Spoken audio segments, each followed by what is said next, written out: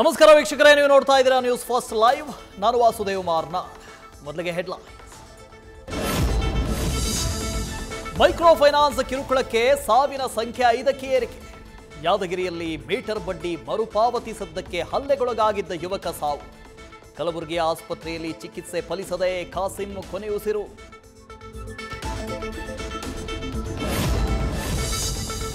ಗದಗ ಜಿಲ್ಲೆಯಲ್ಲಿ ಮೀಟರ್ ಬಡ್ಡಿ ದಂಧೆಗೆ ಹೆದರಿ ಊರು ಬಿಟ್ಟ ಕುಟುಂಬ. ಸಾಲಗಾರರ ಕಿರುಕುಳಕ್ಕೆ ಬೇಸತ್ತು ಕ್ಯಾಂಟೀನ್ಗೆ ಬೀಗ ಹಾಕಿ ಊರು ತೊರೆದ ವ್ಯಾಪಾರಿ.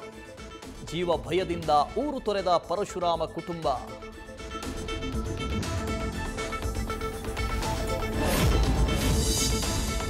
ಕಲಬುರಗಿಯಲ್ಲಿ ಮೈಕ್ರೋ ಫೈನಾನ್ಸ್ ವಿರುದ್ಧ ಸಿಡಿದೆದ್ದ ಮಹಿಳೆಯರು.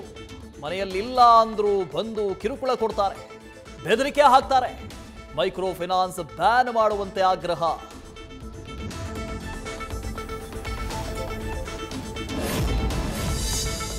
ವಿಜಯಪುರದಲ್ಲಿ ಇಟ್ಟಿಗೆ ಗೂಡಿನಲ್ಲಿ ಹಲ್ಲೆ, ಗಾಯಾಳುಗಳಿಗೆ ಮುಂದುವರೆದ ಚಿಕಿತ್ಸೆ. ಕರೆ ಮಾಡಿ ಆರೋಗ್ಯ ವಿಚಾರಿಸಿದ ಸಿಎಂ ಸಿದ್ದರಾಮಯ್ಯ. ಆರೋಪಿಗಳನ್ನು ಬಂಧಿಸುವಂತೆ ಕಾರ್ಮಿಕರಿಂದ ಮನವಿ. ನ್ಯೂಸ್ ಫಸ್ಟ್, ನಿರ್ಭೀತಿಯಿಂದ ನಿಮ್ಮ ಪರವಾಗಿ.